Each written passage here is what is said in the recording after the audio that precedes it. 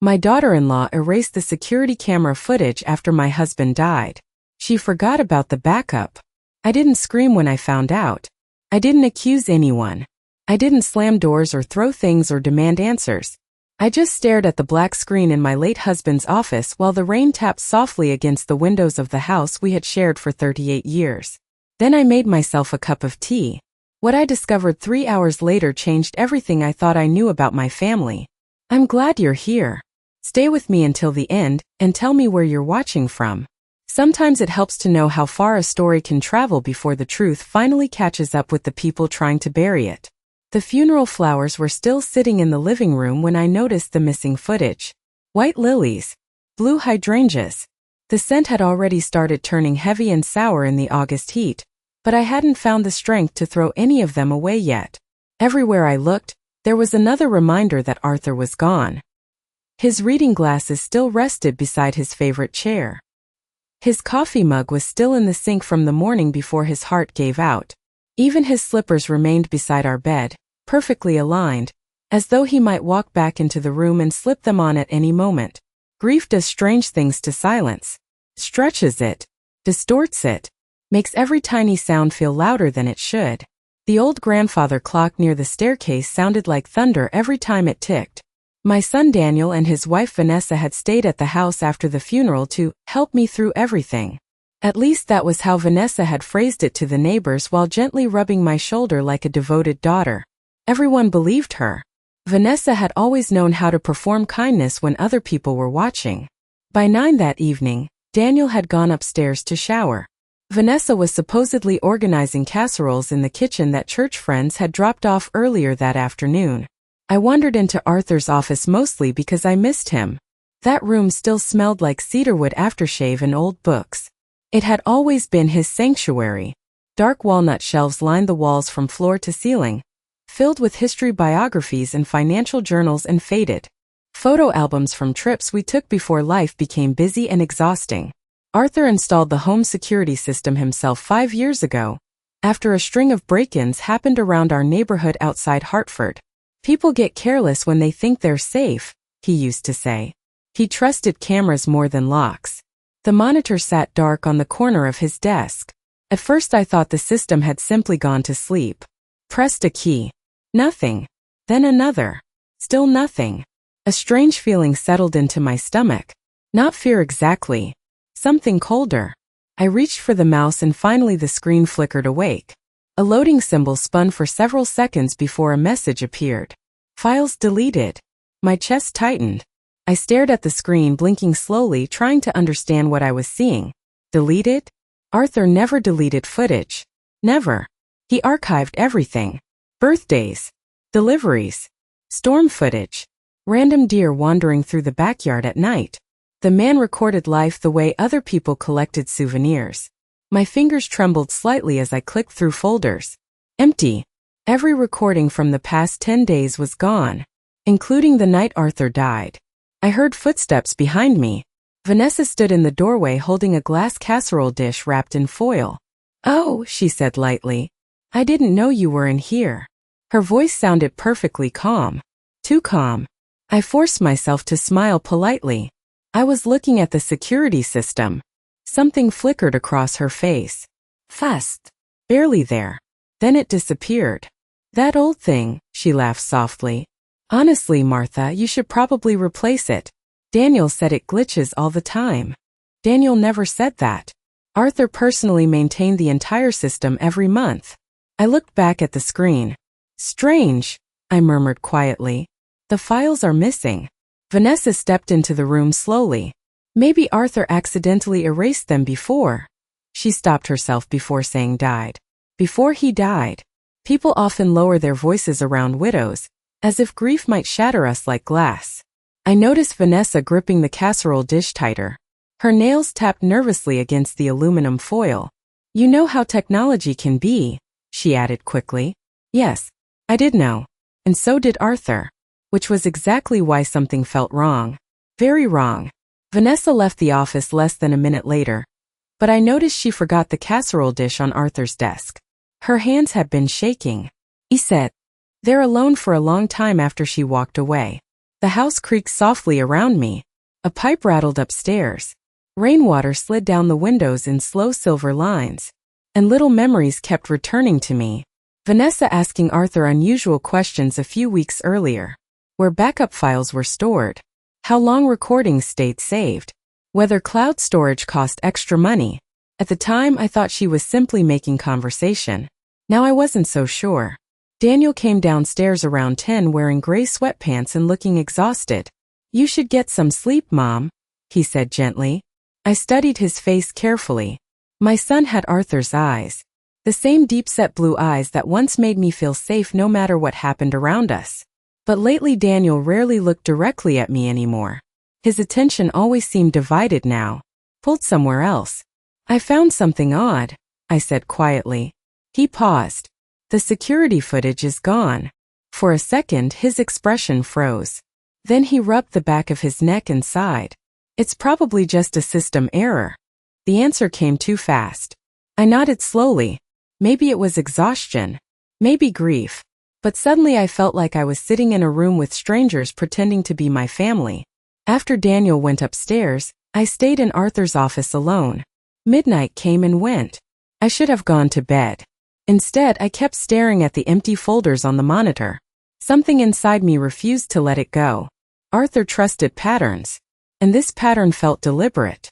At 12:43 a.m., I opened the bottom drawer of his desk looking for the system manual.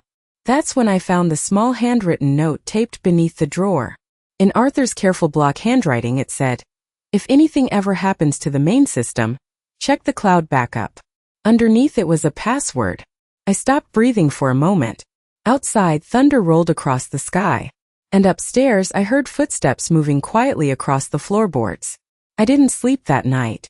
I sat alone in Arthur's office while the storm rolled across the Connecticut sky, watching rainwater race down the windows like tears trying to escape. The old desk lamp cast a weak yellow circle across the room, barely bright enough to fight the shadows gathering in the corners. My husband had been dead for 36 hours. And somehow, even through the grief clouding my mind, I knew something inside this house was terribly wrong. The note trembled slightly in my hand. "If anything ever happens to the main system, check the cloud backup."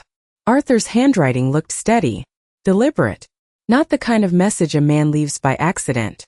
I glanced toward the office door before typing the password into the security software. For several seconds nothing happened. Then the screen refreshed. Backup server connected. A chill moved slowly through my chest. The deleted files were still there. Every single one. Arthur had configured automatic cloud storage years ago, without telling anyone except me. Or at least that's what I'd believed. He always worried about data corruption, hardware failures, storms knocking out local systems. People erase things when they panic. He once told me while installing cameras near the garage, "Cloud backups make panic useless." At the time I laughed. Now those words felt different. Heavier. I clicked on the folder labeled August 14th, Night of Incident. My hand froze on the mouse. Part of me suddenly didn't want to know. Grief is strange that way. Sometimes the truth feels more frightening than the loss itself. I pressed play anyway. The footage opened with a quiet view of the downstairs hallway at 9:12 p.m. Everything looked normal. Arthur had collapsed around 11 o'clock according to the paramedics. Massive heart attack. Quick. Painless. At least that's what everyone kept telling me, as if repeating it enough times might comfort me. I fast-forwarded carefully. At 9:47 p.m., Vanessa appeared on screen. She moved quietly through the hallway wearing black leggings and one of Daniel's oversized sweatshirts.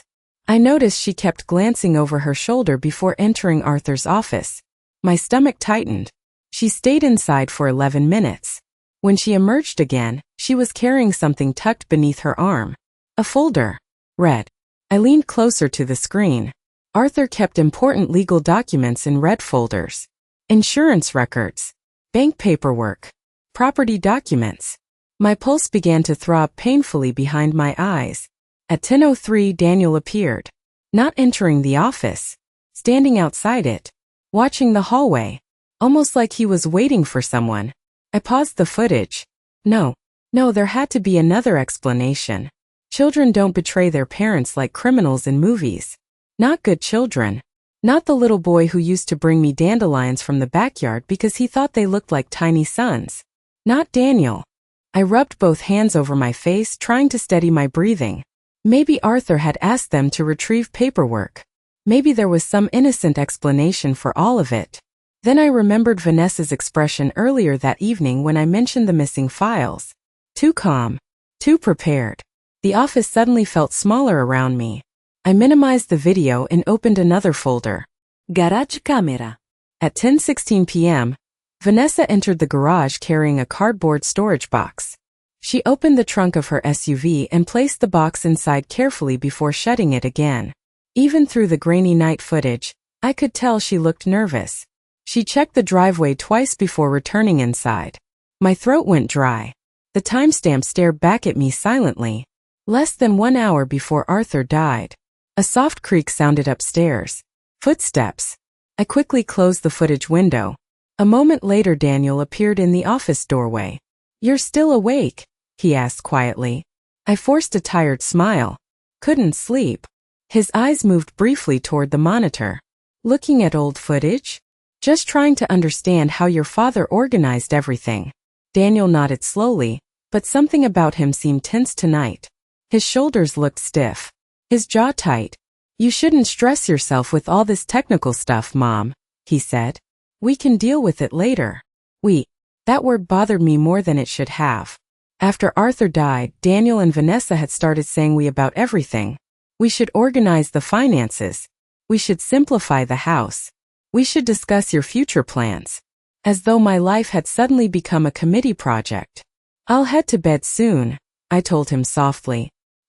He hesitated another second before finally nodding. "Good night, Mom." "Good night." I waited until his footsteps disappeared upstairs before reopening the footage. This time I checked the outdoor cameras. At 10:41 p.m., a silver sedan pulled into the driveway. My breath caught instantly.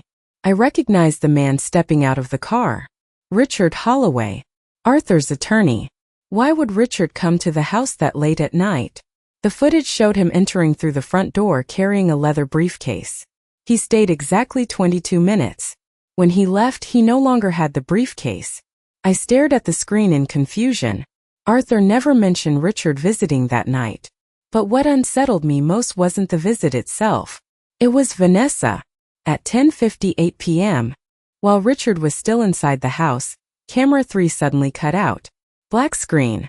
No signal. Exactly 17 minutes missing. The same 17 minutes deleted from the local server. I felt cold all over. Not emotionally. Physically cold. The kind that creeps into your bones and stays there. Someone had deliberately removed footage.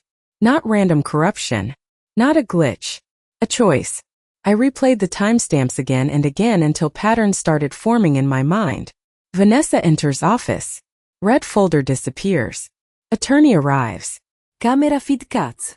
Files erased. Arthur dies less than an hour later. The grandfather clock downstairs chimed 2 in the morning. I jumped at the sound. For the first time since Arthur passed, fear finally settled into my chest beside the grief. Not fear of being alone. Fear of the people sleeping upstairs. I shut down the monitor carefully and slipped Arthur's handwritten note into my robe pocket. Then I locked the office door from the inside. Outside, thunder cracked across the sky again. And somewhere upstairs I heard floorboards creak softly, followed by the faint sound of someone stopping just outside the office door. By morning, the storm had passed. The house looked strangely peaceful in the pale gray light drifting through the kitchen windows. You would never guess something rotten was quietly spreading beneath its foundation. I stood at the sink holding Arthur's coffee mug long after the kettle stopped whistling. 2 sugars. Tiny splash of cream. 38 years of marriage and my hand still prepared his coffee automatically. Grief lives in habits long after people disappear. Upstairs, I heard Vanessa moving around before I saw her. Cabinet doors opening. Soft footsteps. The careful performance of a concerned daughter-in-law beginning for another day. "Good morning, Martha," she said brightly as she entered the kitchen. "Did you sleep at all?" I turned slowly. Vanessa looked immaculate despite everything. Cream-colored sweater. Gold earrings. Hair perfectly brushed. Not a single sign she'd spent the night in a house heavy with death.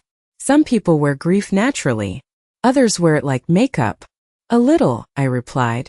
She opened the refrigerator and frowned slightly at the overcrowded shelves packed with casseroles and aluminum trays from church members. We should probably throw some of this away soon, she said casually. It's too much food for one person. One person. The words landed softly, but they stayed with me. Arthur had only been gone 2 days, and already Vanessa spoke as though my life had shrunk into something temporary and manageable. Daniel entered a few minutes later looking exhausted. Dark circles sat beneath his eyes. For a brief moment, seeing him like that softened something inside me. He looked like the little boy who used to crawl into our bed during thunderstorms. But then he avoided my eyes, and the cold feeling returned. We were thinking, Vanessa began carefully while pouring orange juice. Maybe after everything settles down you should consider downsizing. Daniel stayed silent. I wrapped both hands around my tea mug.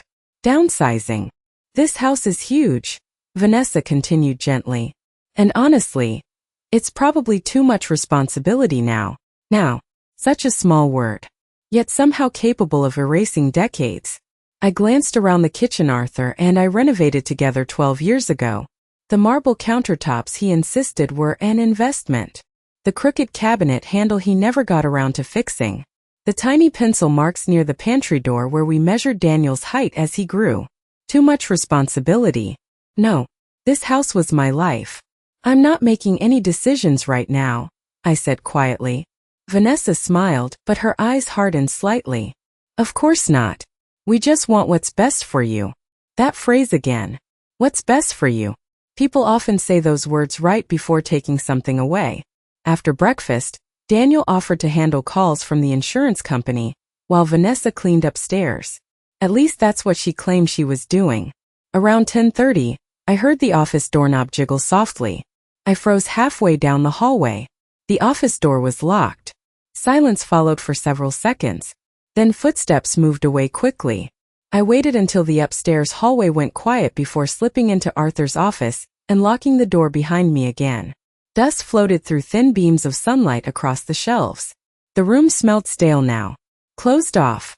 Suspicious somehow. I powered on the backup server. This time I searched older footage. 3 weeks earlier. Then 4. Patterns started appearing almost immediately. Vanessa entering Arthur's office repeatedly when she thought nobody was home. Opening drawers. Photographing documents with her phone. Checking filing cabinets. Always careful. Always quick. Always looking over her shoulder first. I felt sick. Not angry yet. Just hollow. Like someone had quietly removed the center of my family, while I wasn't paying attention. Then another clip caught my attention. July 28th. 8:14 p.m. Arthur sat alone in the office reviewing paperwork when Richard Holloway appeared on camera again. The attorney looked tense. Even through silent footage, I could tell the conversation was serious. Arthur handed Richard several documents. Richard nodded once. Then Arthur pointed directly toward the hallway camera. My heartbeat slowed. Arthur knew.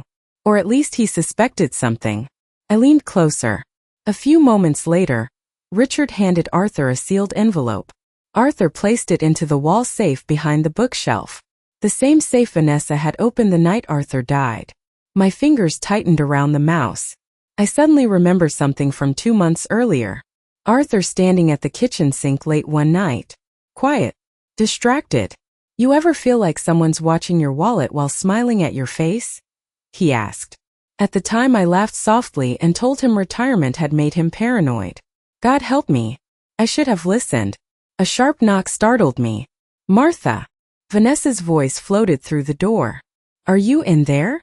I quickly minimized the footage. Yes. I found some old paperwork upstairs. I thought maybe we could go through financial stuff together later. Financial stuff. Another careful phrase. Another soft little knife. Maybe tomorrow, I answered calmly. A pause. Then, okay. But she didn't walk away immediately. I could hear her standing outside the door. Waiting. Listening. Finally, her footsteps disappeared down the hallway. I exhaled slowly. Then I reopened the footage and checked the timestamp from the night Arthur died once more. 10:58 p.m. camera feed lost. Restored 17 minutes later.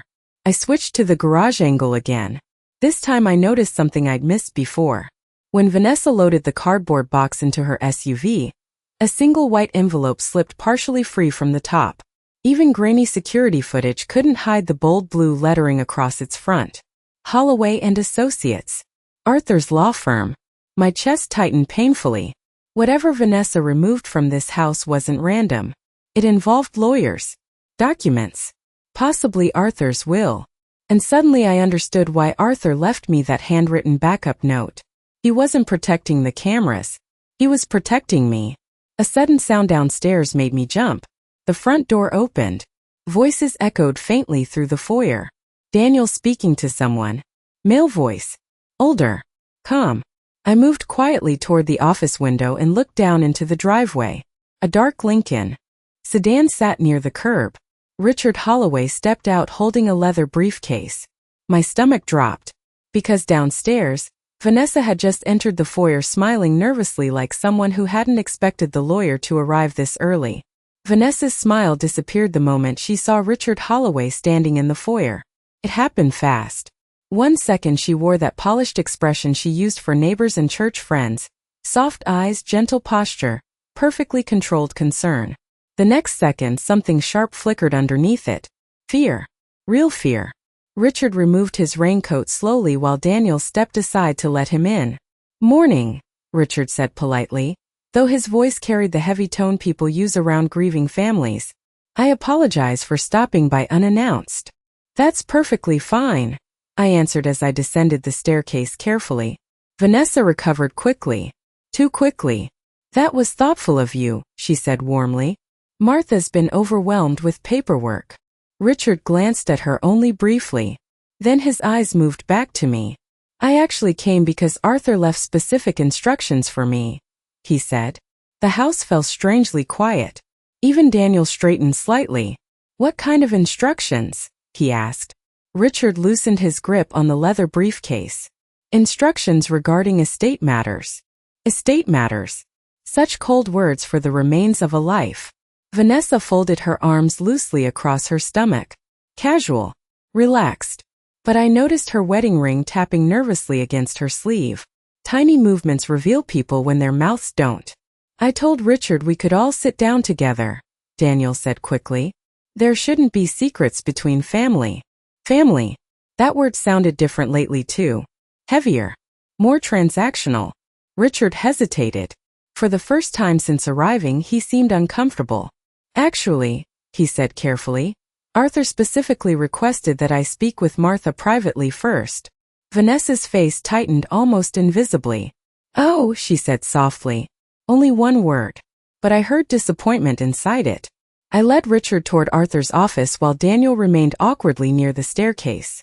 Vanessa stayed in the foyer pretending to straighten flower arrangements that didn't need touching.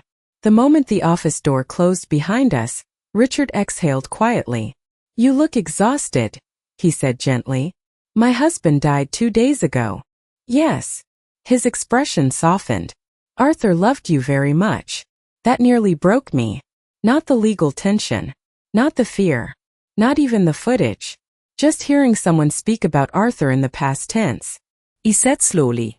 In Arthur's desk chair while Richard remained standing. Sunlight filtered weakly through the blinds, striping the room in pale gold and shadow. "I reviewed security footage last night," I said quietly. Richard's eyes lifted immediately. "Interesting." Not surprise. Recognition. "You found the backup," he murmured. I stared at him. "You knew." Richard loosened his tie slightly before answering. "Arthur asked me to make sure you eventually discovered it if something happened to him." A cold wave rolled through my chest. Eventually. Not immediately. Which meant Arthur expected timing to matter. My hands folded tightly together in my lap.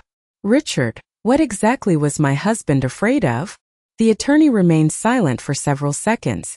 Then he opened the leather briefcase carefully and removed a thick manila folder. Arthur believed someone close to the family had been accessing confidential financial information. My stomach tightened. How long? Approximately 6 months. 6 months. Half a year of lies happening under my own roof while I poured coffee and hosted Sunday dinners and asked Vanessa about her yoga classes like nothing was wrong. He didn't tell me, I whispered. He wanted proof first. That sounded exactly like Arthur. Careful, methodical, quiet, never emotional until he understood every angle. Richard sat across from me and lowered his voice further. There were irregular withdrawals from several investment accounts. Small amounts at first. 5,000 here. 8,000 there. I closed my eyes briefly.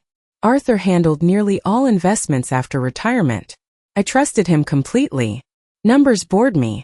He used to joke that spreadsheets were his love language. Did he know who did it? He suspected. Suspected. Not confirmed. Yet somehow I already knew. Richard slid a document across the desk toward me. Bank statements. Highlighted transactions. Transfer patterns. The same private account appeared repeatedly beside the withdrawals. My breathing slowed painfully when I read the name attached to it. Vanessa Hale. Her maiden name. She used a separate account, Richard explained quietly. Arthur noticed the pattern 3 months ago. I stared at the paperwork without speaking. The office suddenly felt distant around me, like I was underwater listening to someone else's tragedy.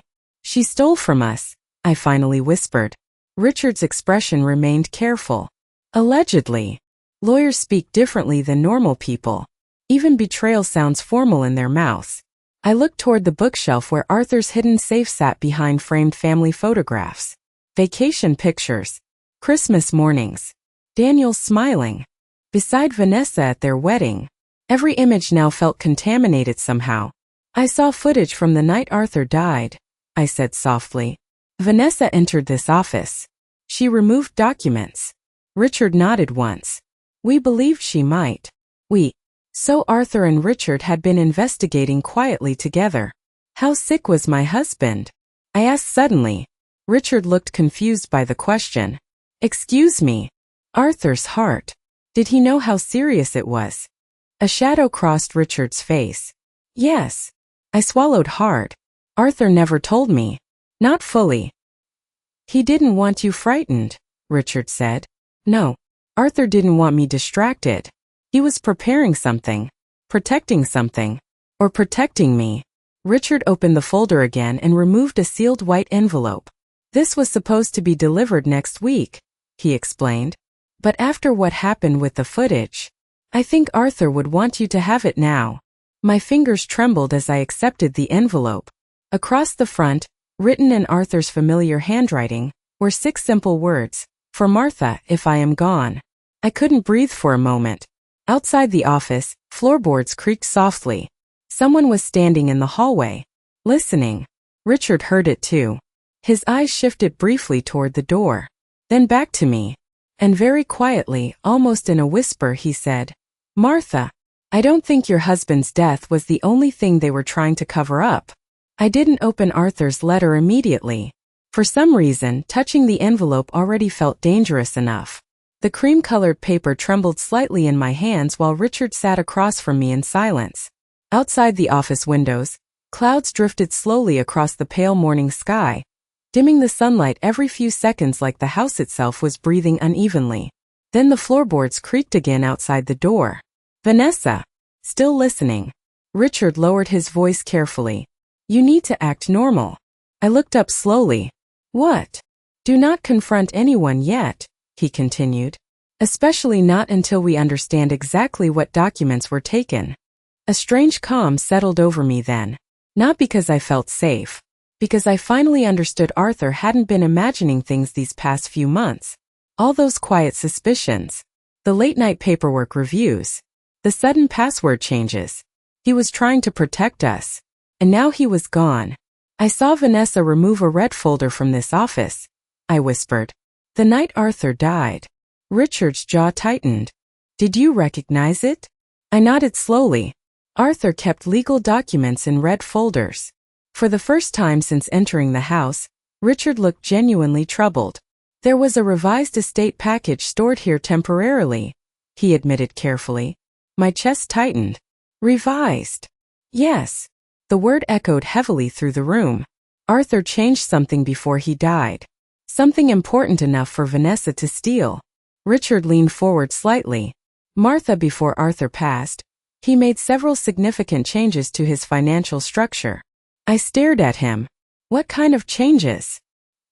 He separated certain accounts, updated ownership documents, modified inheritance conditions. Inheritance conditions. My stomach turned cold. Arthur knew. Not everything perhaps, but enough to prepare. Why didn't he tell Daniel? I asked quietly. Richard hesitated too long before answering. That was intentional. Outside the office door, silence. But I could feel her there. Waiting. Listening. Like a spider outside a locked drawer. Richard continued carefully. Arthur believed someone close to Daniel was influencing financial decisions. Someone close to Daniel. Even now Richard avoided directly saying Vanessa's name aloud. Lawyers survive by speaking halfway. I looked down at Arthur's envelope again. For Martha, if I am gone. My throat burned suddenly. I missed him so much it physically hurt. Not just the man himself. The safety of him. Arthur had always stood between me and the ugliness of the world without making me notice he was doing it. And now that shield was gone. A soft knock interrupted the silence. Martha. Vanessa's voice floated sweetly through the door. Do you and Richard want coffee? I nearly admired her composure. Nearly. Richard answered before I could. No thank you. A pause followed. Then, okay. Footsteps retreated down the hallway. But slowly this time. Disappointed. Richard waited another moment before speaking again. There's something else you should know.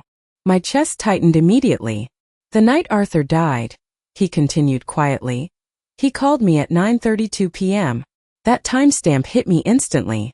Only minutes before Vanessa entered the office on camera. What did he say? Richard removed his glasses briefly and rubbed the bridge of his nose. He sounded frightened. Arthur? No. Not frightened.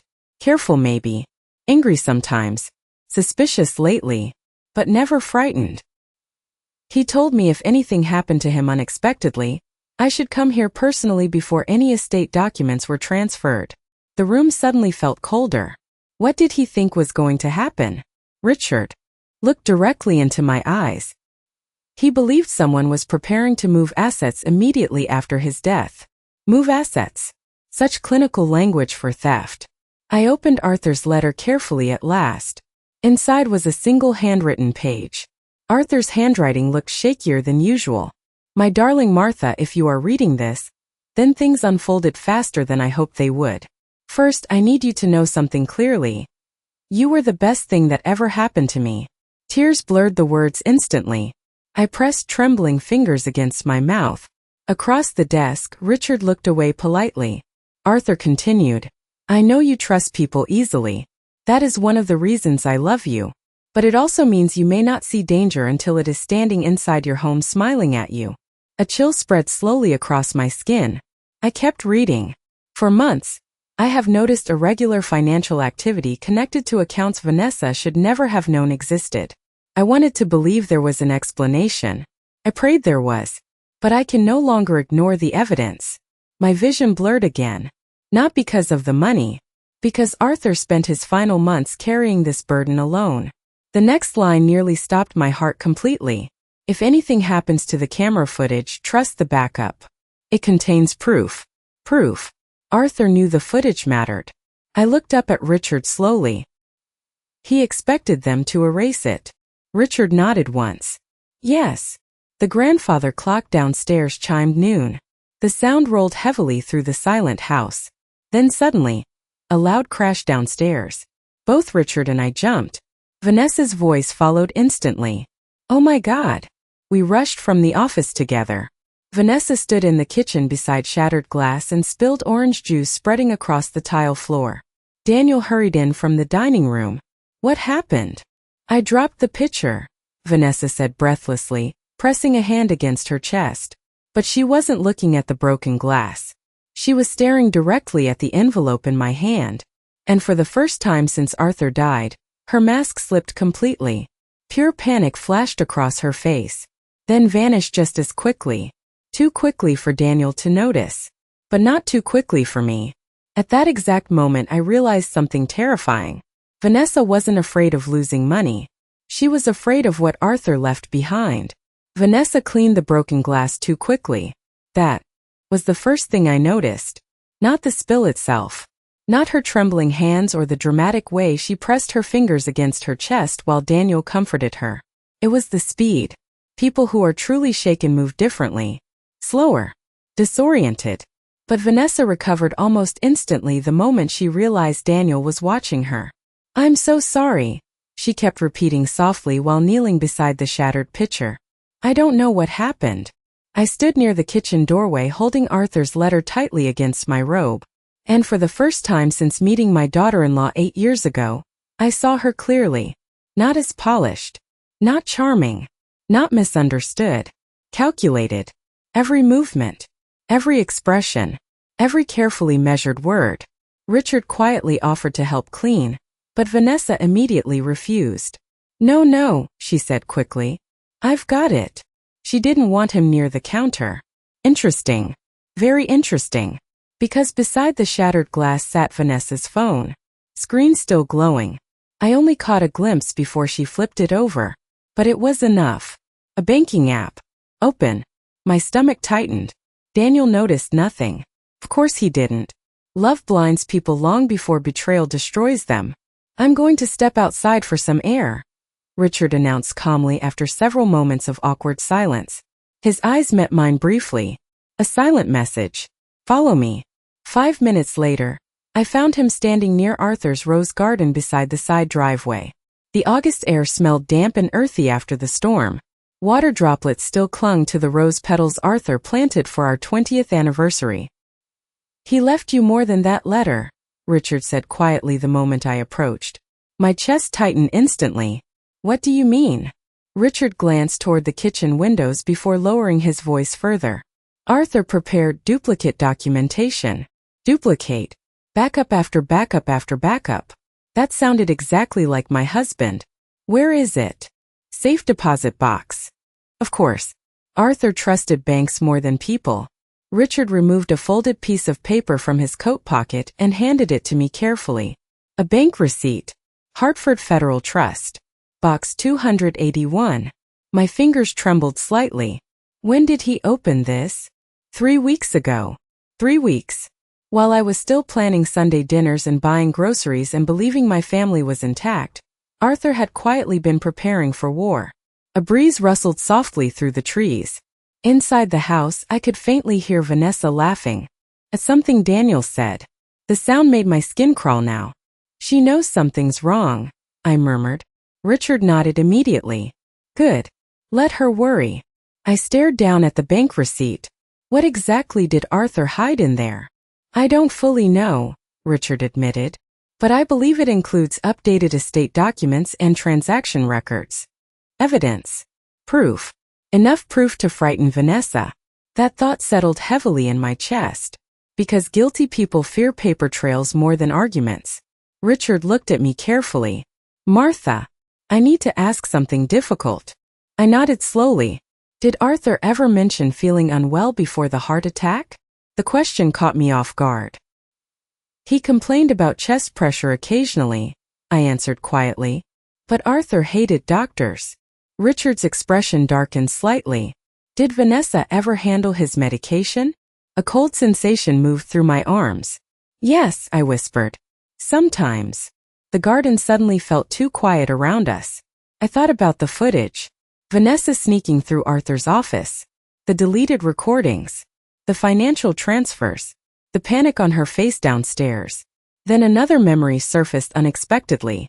3 nights before Arthur died, I walked into the kitchen around midnight and found Vanessa standing beside the counter holding one of Arthur's prescription bottles. At the time she smiled casually. "Just helping organize medications," she'd explained. I believed her. God, I believed all of it. Richard exhaled slowly. "I'm not suggesting anything criminal regarding Arthur's death." But his careful wording did the opposite. Fear spread through me now in slow, icy waves. Not panic. Something deeper. The horrifying realization that I no longer knew which parts of my life had been real. "We need that safe deposit box," I said quietly. Yes. But if Vanessa notices, she already knows Arthur prepared something, Richard interrupted gently. That's why she's nervous. He was right. Vanessa wasn't trying to comfort me. She was trying to monitor damage. Richard checked his watch. The bank closes at 4. We should go today. Today. So soon after the funeral. The old version of me would have felt guilty about that. But grief changes shape when betrayal enters the room. Suddenly survival matters more than appearances. I'll tell Daniel I'm resting, I said. Richard nodded approvingly. Good. As we walked back toward the house, movement upstairs caught my attention. Second floor hallway window. Vanessa. Watching us. The moment our eyes met, she stepped back from the curtain too quickly. Like a child caught stealing. Richard noticed too. She's scared, he murmured. No, iyan suarat sufli. For the first time I finally understood the difference. Scared people run. Dangerous people stay calm until they lose control. And Vanessa was getting very close to losing control. Inside the house, Daniel sat at the dining table sorting sympathy cards into neat piles. For one painful second, he looked so much like Arthur that my chest nearly collapsed under the weight of missing him. Mom, he said gently, you okay? I forced a small smile. Just tired. Vanessa emerged from the kitchen carrying fresh coffee. Her face looked perfectly composed again. Too composed. Maybe you should nap upstairs, she suggested warmly. You've been under so much stress. There it was again. That careful encouragement to stay out of the way. To remain fragile. Predictable. Manageable. I accepted the coffee politely without drinking it. Then I noticed something strange. A faint bitter smell beneath the cream and sugar. My eyes lifted slowly toward Vanessa. She smiled back without blinking. And suddenly, Arthur's untouched prescription bottle flashed through my memory again. I didn't drink the coffee. I smiled at Vanessa. I thanked her politely. Then I carried the mug upstairs and poured every drop down the bathroom sink while my hand shook so badly I nearly dropped the cup. Maybe I was being paranoid. Maybe grief and exhaustion had twisted my mind into something suspicious and ugly. But deep down, another voice whispered something colder. Arthur had trusted backups because he understood one simple truth. People become dangerous when money enters a room. I stared at my reflection in the bathroom mirror for several long seconds. At 68, I barely recognized the woman looking back at me anymore. My silver hair hung loose around my face. Dark circles sat beneath swollen eyes. Grief had hollowed me out so quickly it felt physical. But underneath the sadness, something else had begun growing. Awareness. The kind that arrives too late to preserve innocence. I rinsed the mug carefully and carried it back downstairs empty. Vanessa looked up immediately from the dining room table. You drank it already? She asked. Too fast. Too interested. I nodded gently. It helped. A tiny pause followed. Then she smiled again. I'm glad. Arthur used to tell me lies reveal themselves in timing, not words. And Vanessa's timing was beginning to scream. Richard left around 1 o'clock after pretending to discuss insurance paperwork with me in the living room. Daniel seemed relieved by the normal conversation. Poor Daniel still believed this was simply a difficult week for a grieving family. He had no idea the ground beneath him was already collapsing. Before Richard walked out the door, he slipped me a small silver key while hugging me goodbye. Safe deposit box key. Vanessa noticed the hug lasted slightly too long. I saw her watching us from the hallway mirror. Watching carefully. Calculating. The moment Richard's car disappeared down the street, Vanessa moved closer.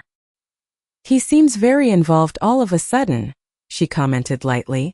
I folded Arthur's sweater across my lap. Richard and your father-in-law were friends for years. Yes, but lawyers don't usually visit twice in 2 days unless something important is happening. There it was. Not curiosity. Fishing. I kept my voice calm. Estate paperwork probably. Vanessa studied my face closely, looking for cracks. Fear. Weakness. Anything useful. Well, she smiled softly. Daniel and I only want to help however we can. I almost asked, help yourselves to what? But I stayed quiet. Silence reveals more than confrontation ever does. That afternoon, Daniel drove Vanessa into town to pick up dry cleaning and groceries. At least that was the excuse. The moment their SUV disappeared down the road, I locked the front door and hurried into Arthur's office. The safe deposit key felt heavy in my pocket. I opened the backup server again and searched for additional footage from the weeks before Arthur died. This time I focused on audio-enabled cameras. Arthur installed microphones near the office entrance after a package theft incident last winter. At 8:42 p.m. on August 3rd, Vanessa appeared outside the office speaking softly on her phone. I increased the volume. "He's changing things faster than we expected," she whispered. My blood turned cold. A man's voice answered faintly through the speaker. I couldn't make out most of the words. Only one sentence clearly enough to understand. "Then get the documents before the old man signs everything over." Old man. Not Arthur. Not Dad. Old man. I replayed the clip 3 times. Each replay hurt worse. Vanessa lowered her voice again. "Daniel still doesn't know." My heart stopped for a moment. Still doesn't know. Meaning my son wasn't fully involved. At least not yet. Relief and heartbreak collided painfully. Inside my chest. Then another voice suddenly appeared in the recording. "Arthur. What documents?" Vanessa jerked violently on screen. She hadn't realized Arthur stood behind her. The footage showed her spinning around quickly, forcing a nervous laugh. "Oh, you startled me." Arthur remained still in the hallway. Even through grainy footage I could recognize that look on his face. Quiet suspicion. The expression he wore whenever he already knew someone was lying. "Who were you talking to?" he asked calmly. "No one important," Vanessa replied immediately. Too immediately. Arthur glanced once toward the office door, then toward the phone in her hand. Neither spoke for several seconds. The silence itself felt dangerous. Finally Arthur nodded slowly. "Well," he said quietly, "be careful discussing family business where cameras can hear you." Vanessa's face drained of color instantly. The footage ended moments later. I sat frozen in Arthur's desk chair. He knew. Not everything perhaps. But enough. Enough to warn her deliberately. Enough to let her understand she was being watched. And suddenly I understood why Vanessa panicked after Arthur died. She wasn't only stealing documents. She was hunting evidence. A loud notification sound startled me. I nearly jumped from the chair. Arthur's old iPad sat charging beside the monitor. The screen lit automatically. Email alert. Account access attempt detected. I stared at it in confusion, then slowly picked up the tablet. Someone had attempted to log into one of Arthur's financial accounts 15 minutes earlier. Location: inside the house. My stomach tightened violently. They were still searching. Still trying to move money. Even now. I checked the access details carefully. The login attempt failed because the password had already been changed. By Arthur. 3 weeks before his death. A second notification appeared immediately afterward. Security alert. Multiple failed login attempts. 3 attempts. Rapid succession. Panic typing. Whoever it was had become desperate. Then I heard it. The soft sound of a car door closing outside. Daniel and Vanessa were back early. Fear rushed through me instantly. Not emotional fear. Survival fear. I quickly locked the iPad screen and shut down the monitor. Footsteps approached the front door. Keys rattled. Voices. Then Vanessa laughed suddenly. But the laugh sounded wrong now. Sharp. Tight. Like someone trying very hard to pretend everything remained under control. And for the first time since Arthur died, I realized something terrifying. Vanessa didn't know how much evidence Arthur had already left behind. But she knew time was running out. Vanessa watched me for the rest of the evening. Not openly. That would have been too obvious. Instead, she moved through the house like someone pretending everything was normal, while quietly checking whether a fire was spreading behind the walls. She asked if I wanted dinner twice. Offered tea 3 times. At one point she even folded a blanket over my shoulders, while I sat in the living room pretending to watch television. The performance would have looked loving to anyone else. But once you see manipulation clearly, you can never fully unsee it again. Daniel remained oblivious.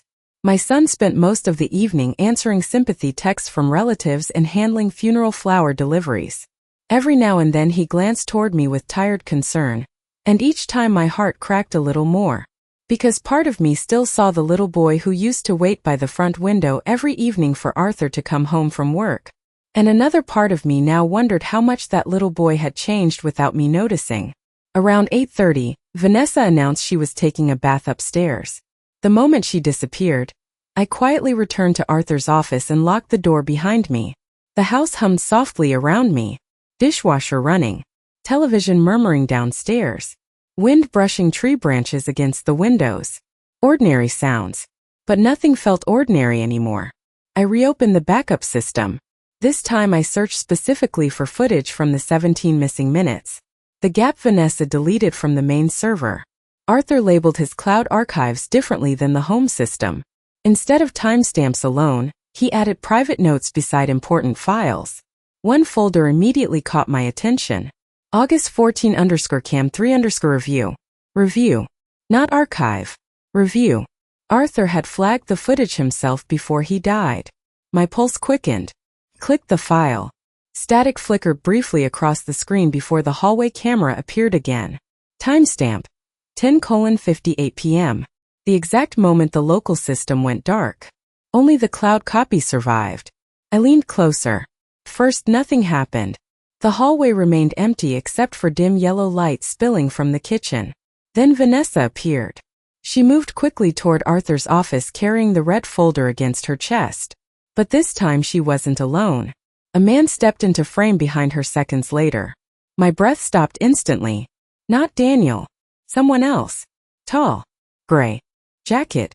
Baseball cap pulled low. Vanessa unlocked the office door while the man stayed near the hallway entrance keeping watch. I turned the volume higher. Their voices sounded faint but clear enough. Hurry, the man muttered. Vanessa sounded panicked. I can't find the original copy. Original copy. My skin went cold. Drawers opened rapidly inside the office. Paper shuffled. Cabinet door slammed softly. Then the man spoke again. If Arthur signed the revised version, we're screwed.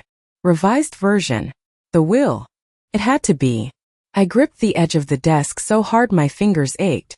Vanessa emerged from the office moments later breathing heavily. I found account documents, she whispered. But not the trust paperwork. The man cursed under his breath. Then suddenly another voice echoed faintly from upstairs. Arthur. Weak. Distant. Who's down there? Vanessa froze. The footage shook slightly as the hallway camera adjusted exposure. The man grabbed Vanessa's arm immediately. Delete the footage, he hissed. My stomach twisted violently. Vanessa rushed toward the security panel mounted near the staircase. And for the first time, I watched my daughter-in-law deliberately erase evidence with my own eyes. Not panic. Not confusion. Choice. Cold, deliberate choice. She entered commands quickly into the control pad, while the man returned toward the office carrying several documents. Then Arthur appeared at the top of the staircase. Alive. My eyes filled instantly. He looked exhausted. Pale. One hand pressed against the railing for support. But alive. Oh my God. I whispered. Arthur stared down toward them in confusion. Vanessa spun around immediately. Arthur, she called sweetly. You should be resting. The sweetness in her voice nearly made me sick now. Arthur took another slow step downward. Then suddenly he stopped. One hand moved to his chest. The footage blurred slightly as he leaned heavily against the banister. Even through grainy camera quality, I recognized pain on my husband's face. Real pain. The man in the hallway stepped backward instantly. Vanessa looked terrified. For one horrible second nobody moved. Nobody helped him. Arthur struggled for breath while clutching the railing. And they just stood there. Watching. My chest tightened so sharply I could barely breathe myself. Finally Vanessa rushed halfway up the stairs. Daniel! She screamed suddenly. But something felt wrong about it. Delayed. Too delayed. Arthur collapsed seconds later. The camera captured the horrifying sound of his body striking the staircase. I covered my mouth with both hands. Tears blurred the screen completely. No. No. The footage continued shaking slightly from motion detection adjustments. The unknown man backed away immediately. I'm leaving, he snapped. Vanessa grabbed his sleeve violently. Are you crazy? He saw me. He's dying. The words echoed through the office like broken glass. He's dying. Not call an ambulance. Not help him. Just panic. Pure panic. The front door slammed moments later as the man fled the house. Then Daniel finally appeared running downstairs wearing sweatpants and confusion on his face. What happened? Vanessa instantly collapsed into tears. He just fell, she sobbed. Fell. That was the story they told. The story everyone believed. I stared at the screen in complete silence long after the footage ended. Outside the office window, darkness settled across the yard. And downstairs I heard Vanessa laughing softly at something Daniel said. Like nothing had happened. Like my husband hadn't spent his final moments surrounded by people more concerned about documents than saving his life. Then I noticed something else. Near the very end of the footage, just before the file stopped recording, Arthur looked directly toward the hallway camera. And with trembling fingers, he pointed toward the office. Toward the hidden safe behind the bookshelf. I didn't cry after watching the footage. That surprised me more than anything else. You would think seeing your husband's final moments would break something inside you permanently. Maybe it did. Maybe the damage was simply too deep now for tears to reach it. I just sat there in Arthur's office staring at the frozen image on the monitor, while darkness pressed softly against the windows. Arthur pointing toward the hidden safe. Even dying, he was trying to tell me something. A quiet knock suddenly startled me. Martha! Daniel's voice drifted through the door. You okay in there? I closed the footage immediately. Yes, I answered, though my voice sounded distant even to myself. You've been in there a long time. I wiped my face quickly before unlocking the office door. Daniel stood in the hallway holding a bowl of soup Vanessa had apparently made for me.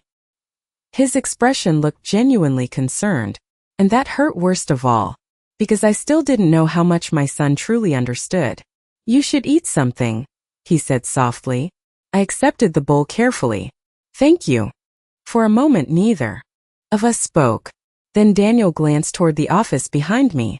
Mom, Vanessa thinks all this paperwork stuff is stressing you out. Vanessa thinks, not I think. She's worried about you, he continued gently.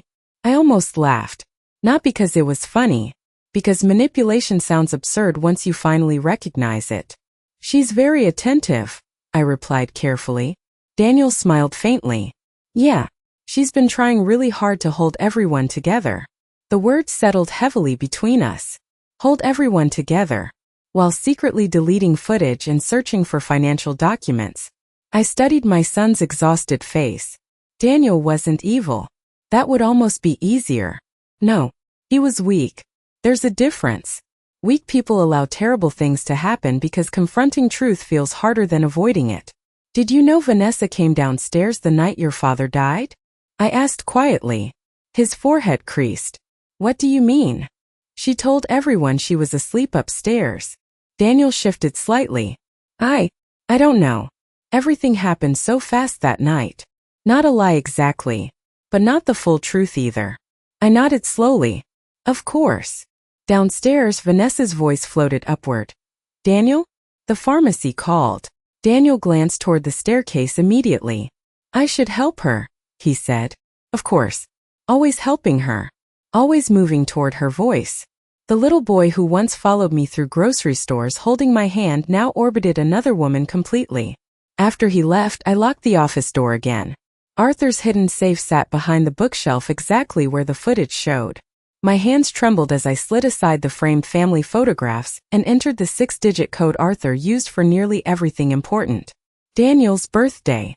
The lock clicked open instantly. Inside sat 3 items. A thick manila envelope, a flash drive, and another handwritten note. My chest tightened painfully at the sight of Arthur's handwriting again. I opened the note first. Martha, if you found this, then the backup showed you enough to understand why I hid these separately. Please don't trust appearances anymore. Especially not inside this house. I closed my eyes briefly. Arthur knew exactly how hard those words would be for me. Inside the envelope were copies of revised estate documents, trust agreements, account transfers, property ownership changes. But one page immediately caught my attention. A formal amendment to Arthur's will. I scanned the paragraph twice before fully understanding it.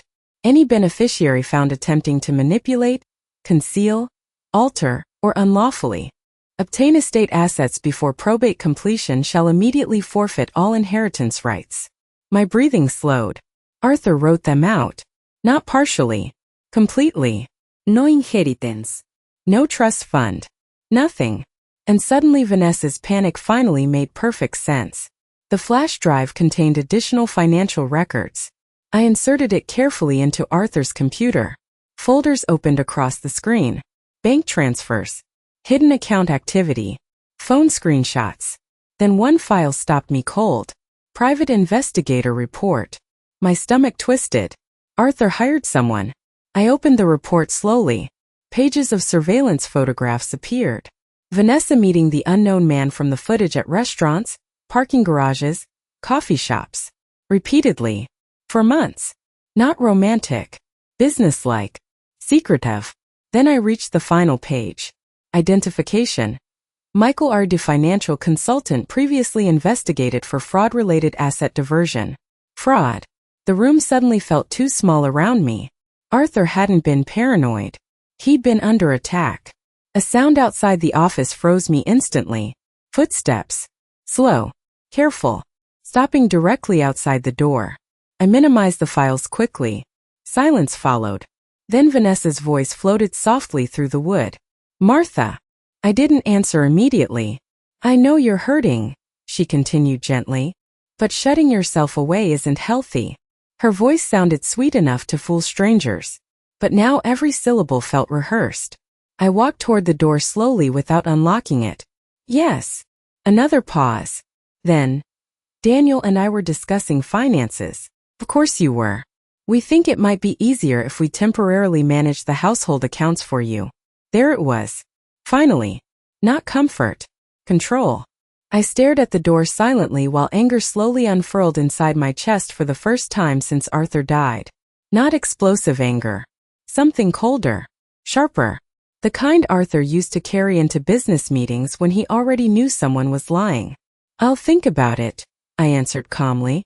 Vanessa exhaled softly, almost relieved. Okay. We just want to protect you. Protect me. The woman who stood watching while my husband collapsed on the stairs wanted to protect me. I waited until her footsteps disappeared before returning to the computer screen. Then I opened the final file on the flash drive. A video recording. Arthur sat alone in this very office wearing the same blue sweater he died in. He looked exhausted. Older. But completely lucid. He stared directly into the camera for several seconds before speaking. If you're watching this, Martha, then I was right about Vanessa. My hand shook so badly I nearly stopped the video before Arthur finished his first sentence. If you're watching this, Martha, then I was right about Vanessa. I stared at the screen in complete silence. Arthur adjusted himself slowly in the chair, one hand pressing against his chest the way he'd been doing more frequently those last few months. His face looked thinner than I remembered. More tired. And suddenly guilt hit me so hard I could barely breathe. How had I missed it? How had I slept beside this man every night without realizing how frightened and exhausted he truly was? Arthur looked directly into the camera again. I wanted to believe I was wrong, he said quietly. God help me, I wanted that more than anything. His voice sounded calm, not angry. That made it worse somehow. Daniel loves her, Arthur continued. And because he loves her, he stopped questioning things he normally would have questioned. Weak. Not evil. Exactly what I had already started realizing myself. Arthur sighed softly before continuing. I hired an investigator after discovering repeated transfers tied to accounts connected to Vanessa Hale and a man named Michael Reed, the fraud consultant. My stomach tightened again. I don't know how deep this goes yet, Arthur admitted.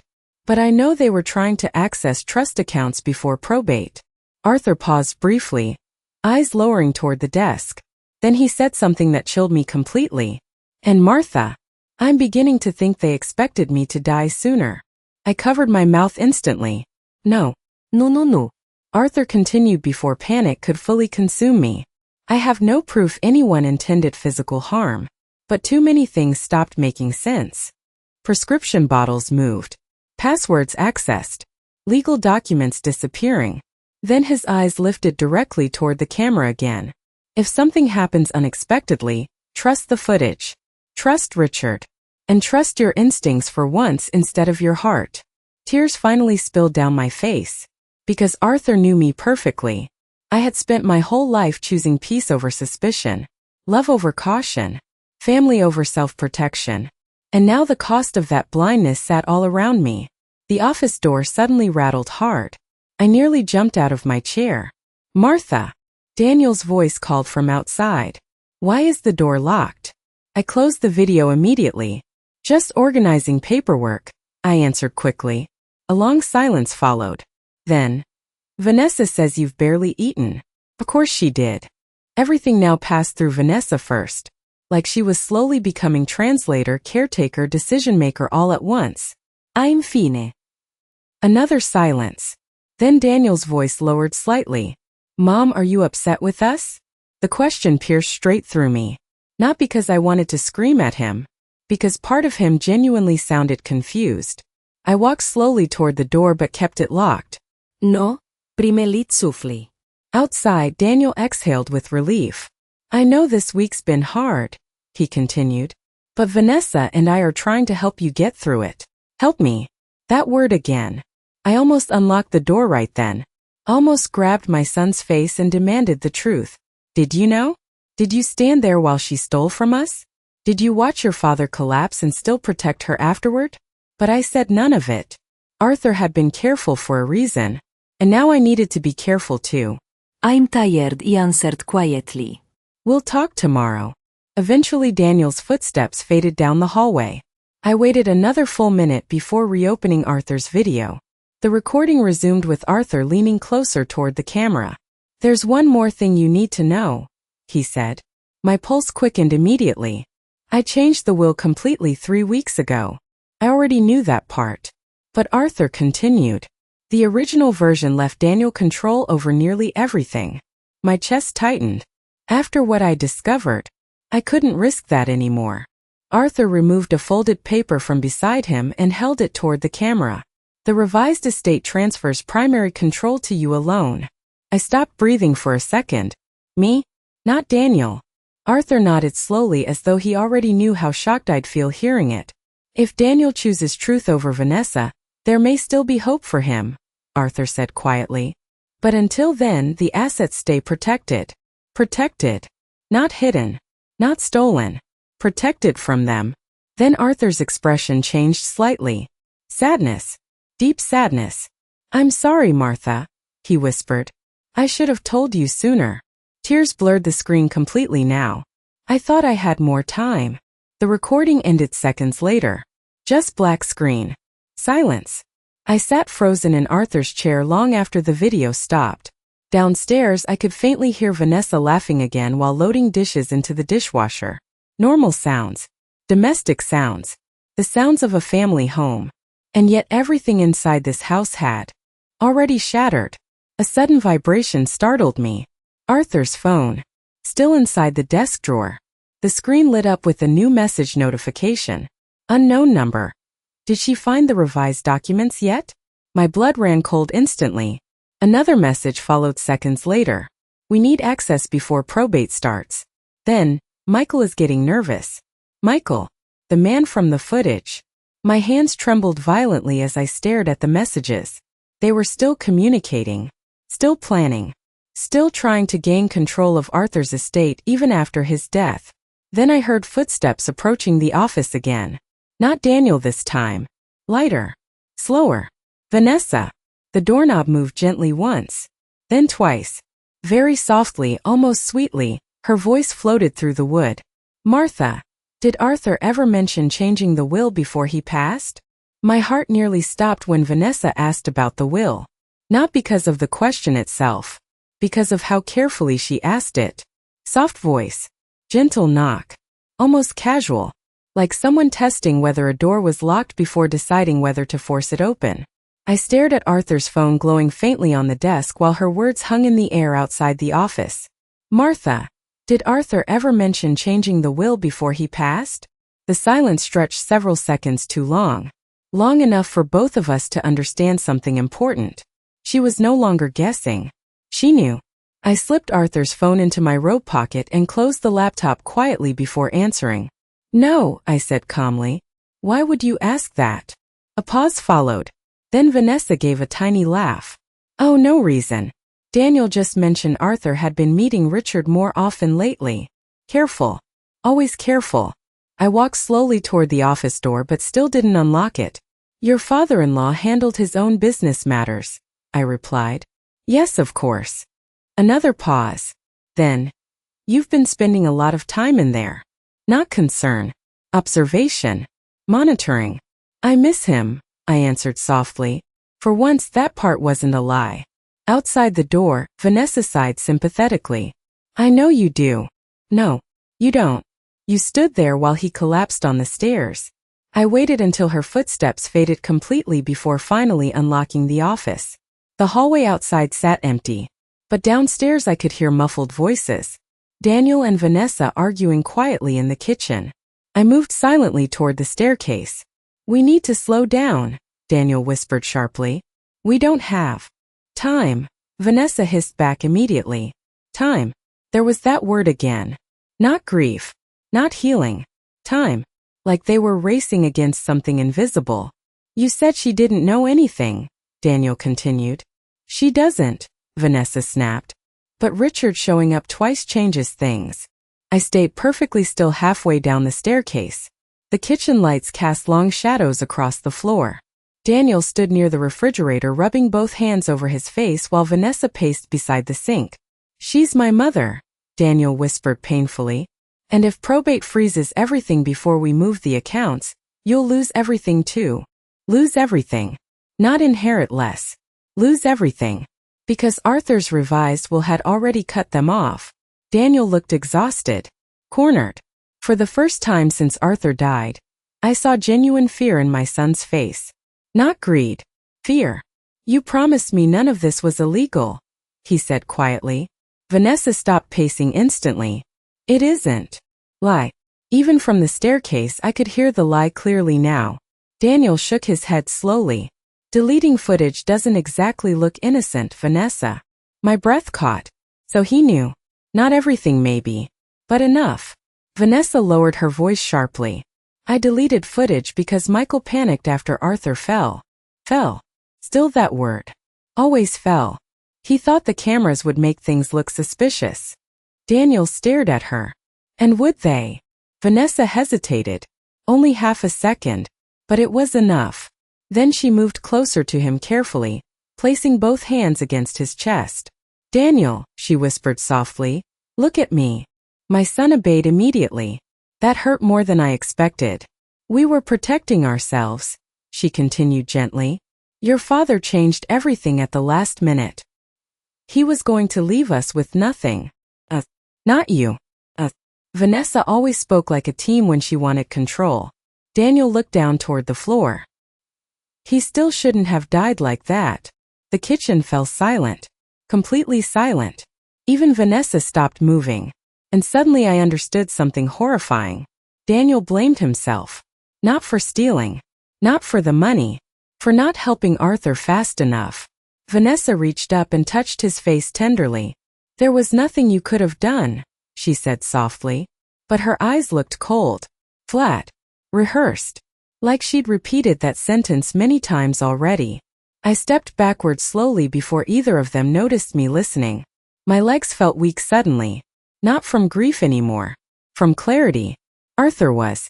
Right. Daniel wasn't leading any of this. He was trapped inside it. Back inside the office, I locked the door again and pulled Arthur's phone from my pocket. The unknown messages remained open on the screen. Then another appeared. We need confirmation the old woman didn't access the safe. Old woman. I stared at the words until my vision blurred. 38 years of marriage. Decades building a home. Résignation. Supporting Arthur through every success and every failure. And now I was simply the old woman. A disposable obstacle standing between them and money. A new message arrived immediately afterward. Michael says if probate starts we walk away. Vanessa's typing bubble appeared. Then disappeared. Appeared again. Finally her reply came through. I'm handling it tonight. Tonight. A cold sensation crawled slowly through my chest. I looked toward the locked office door instinctively. The house suddenly felt dangerous. Not emotionally dangerous. Physically dangerous. Outside, wind rattled tree branches softly against the siding. Downstairs, I heard Daniel start the dishwasher. Normal sounds. Everyday sounds. But underneath them now lived something darker. Planning. Desperation. Fear. I grabbed Arthur's flash drive, the revised will, and the safe deposit key, placing all of them carefully into my robe pocket. Then I reached for my phone and dialed Richard Holloway immediately. He answered on the second ring. Martha. I lowered my voice to almost a whisper. Richard, I said carefully. I think Vanessa knows the estate was changed. Silence. Then, are you safe? I looked slowly toward the office door. And for the first time since Arthur died, I honestly didn't know. I honestly don't know. The words barely left my mouth before Richard's tone changed completely. Martha locked the office door. It's already locked. Good. Listen to me carefully. Do not confront Vanessa. Do not mention the will. And whatever happens tonight, do not stay alone with her. A chill spread through my entire body. Outside the office, the house had gone strangely quiet. Too quiet. I'm coming over now, Richard continued. 20 minutes, maybe less. I nodded before realizing he couldn't see me. Okay. The call ended. For several seconds, I simply stood there gripping the phone while Arthur's office seemed to close around me. The old clock ticked steadily on the bookshelf. Rain began tapping softly against the windows again. And downstairs I heard footsteps. Slow. Careful. Coming toward the office. My pulse hammered. Painfully in my throat. The doorknob moved once. Then stopped. Vanessa's voice came softly through the wood. Martha. I didn't answer. Another pause. Then, Daniel fell asleep downstairs. I just wanted to check on you. Lie. I could still hear the television downstairs moments earlier. She waited several more seconds before speaking again. You know, Arthur worried too much sometimes. My stomach tightened instantly. He convinced himself people were against him when they weren't. I stayed silent. Vanessa exhaled softly outside the door. If you found documents in there, I hope you'll let Daniel help sort through them. This is his inheritance too. There it was. Finally stripped bare. Not concern. Not grief. Money. The footsteps retreated slowly down the hallway. I waited a full minute before moving again. Then I crossed to the office window carefully and looked outside. Vanessa stood in the driveway holding her phone against her ear. Even from the second floor, I could see panic in her movements now. Sharp gestures. Fast patzing. Control slipping. A pair of headlights suddenly turned onto our street. Richard. Vanessa saw the car too. Her entire body stiffened instantly. Then she hurried back inside the house. Seconds later, I heard the front door open downstairs. Richard's calm voice echoed through the foyer. Sorry for the late visit. Vanessa answered too quickly. Everything okay? I needed Martha's signature on a probate document. Lie meeting lie. I opened the office door carefully and stepped into the hallway. Downstairs, Daniel looked half asleep on the couch while Vanessa stood rigid beside the staircase gripping her phone tightly. Richard glanced up at me. And very subtly he nodded once. Now, the moment had finally arrived. We gathered in the dining room beneath the soft yellow chandelier Arthur installed 15 years earlier. The same table where we celebrated birthdays, anniversaries, graduations. Now it felt like a courtroom. Richard placed his leather briefcase carefully on the table. Daniel rubbed his tired eyes. What's going on? Vanessa forced a small laugh. Apparently more paperwork.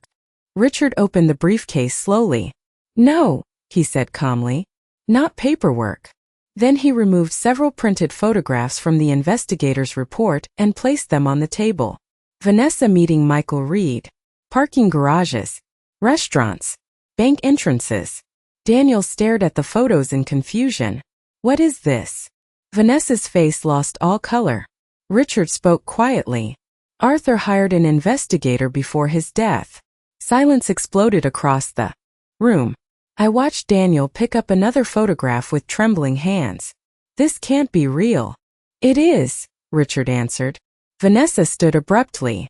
This is insane. But panic had already destroyed her composure. Her voice sounded sharp now. Desperate. Richard removed another item from the briefcase.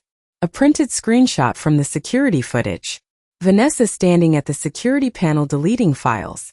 Daniel looked at her slowly. What did you do? It's not what you think. Lie. Still lying. Even now. Richard slid the revised will across the table next. Daniel's eyes moved rapidly over the page. Then stopped. His face went completely white. No inheritance rights, he whispered. Vanessa grabbed the document instantly. This isn't legal. It's fully enforceable, Richard replied calmly. Daniel looked between us helplessly. Mom? I finally spoke. Not loudly. Not emotionally. Just calmly. Your father knew someone was stealing from him.